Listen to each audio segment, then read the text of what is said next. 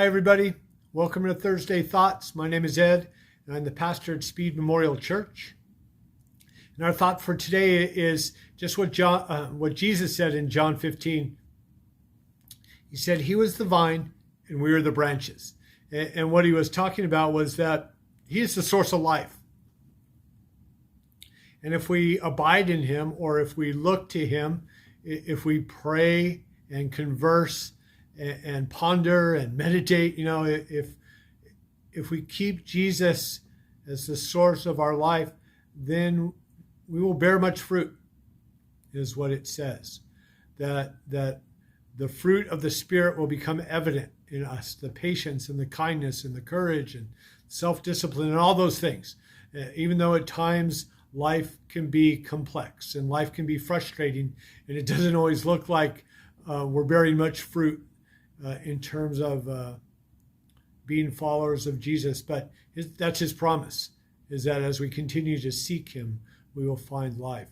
And it just reminded me of this poem, and I'm just going to read it real fast. It's from this book, All the Small Poems and 14 More, by Valerie Worth, and Natalie Babbitt did the illustrations. There's some kind of bird, and she wrote a poem called Rosebush. And it's interesting because it reminded me of what Jesus said. And it's rosebush. In the summer, it blooms out fat, as sweet as milk. In the winter, it thins to a bitter tangle of bones. And who can say which is the true rosebush? And I like the imagery there because I have family in Minnesota, and we go up there sometimes to visit. And it's outside of St. Cloud, and there's a garden in St. Cloud called Munsinger Gardens, and it's just acres of flowers and paths and rivers, and it's bushes. It's very cool, very manicured, and the gardeners there do a spectacular job. And when we go there in the summer, there's an explosion of color. There's all kinds of colors, all kinds of species. It's located along the Mississippi River, so totally relaxing to me. I like walking the paths. And there's a whole part of the garden there dedicated to roses. And it's just like the poem says, that it's just sweet and fat and colorful, and just you can see life. But we also visit Minnesota in the winter.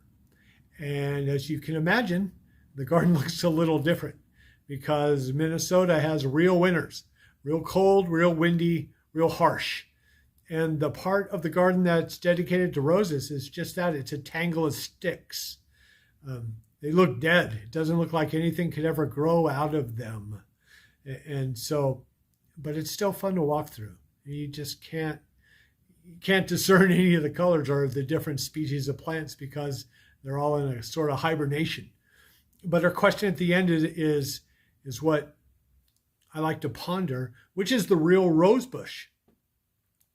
And is it the one that's full with flowers and leaves in the summer, or is it the one that's bare and just a bundle of sticks and bones in the winter? And I know logically it's the same rosebush, just different categories of environment and different ways of expressing itself in that environment.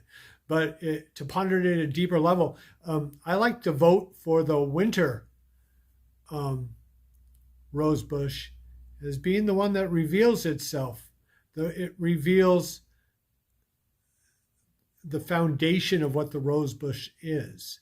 Because even though it looks like it's just a bundle of bones, it still has the nutrients in it. It still has the life in it. It's just waiting for the correct environment to let the life go so that the flowers can bloom, the leaves can bloom, because they die in the winter. There's no reason for them to try to bloom in the winter, and the environment's not right.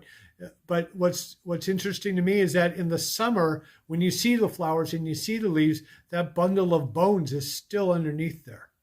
Just doesn't get recognized because the flowers are so overwhelming. But in the winter, it's almost like they're protecting the plant. And so that's what I vote for, because you can see there's some kind of protective nuance to the branches there. And I think it's kind of the same way with people. And when Jesus is saying that he is the vine and we are the branches, and his life will flow through us, spiritually. We'll have the spiritual nutrients and the spiritual wisdom and guidance, that we need to affect life positively, our life and the lives around us.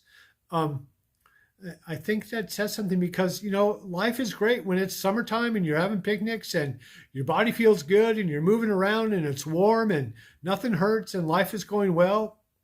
You're blooming and you're being generous and you're being happy and you're having a positive effect on everybody.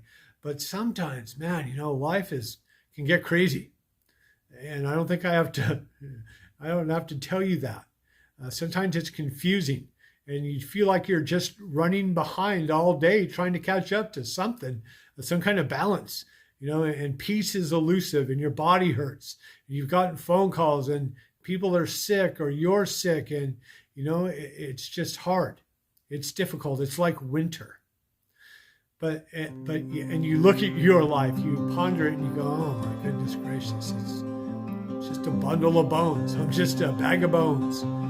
But then you remember that Jesus promised that he's the vine and that if you go to him, you're the branches. His life is available to you. His peace and his comfort and his mercy and his forgiveness is available to you. And just like when you're evaluating your bag of bones in the winter of your life and it just looks lonely, there's still a life force there available for you. And so as a follower of Jesus, you can kind of bloom in the winter. Sometimes you need to be encouraged and you're not always the encourager. And that's, if you accept encouragement humbly and in the spirit in which it was meant from somebody else, you're blooming. If you accept forgiveness from somebody, if you're willing to forgive somebody, if they step forward and they ask for forgiveness, if you humbly accept their offer of forgiveness and you forgive them, you're blooming. Even though you still may feel the weight of the situation, it still may feel like winter to you. There's a way that you can bloom in winter. And so I wish no ill will on anybody ever, especially myself.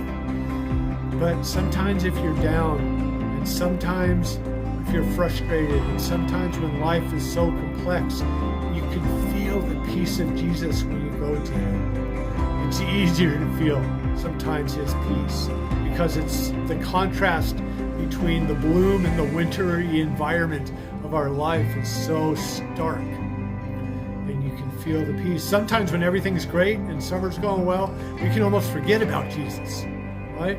Even though when you ponder it, underneath the flowers and underneath the leaves, sticks are still there. And underneath our lives when things are going well, it's still Jesus who is giving us life and giving us gifts and animating us.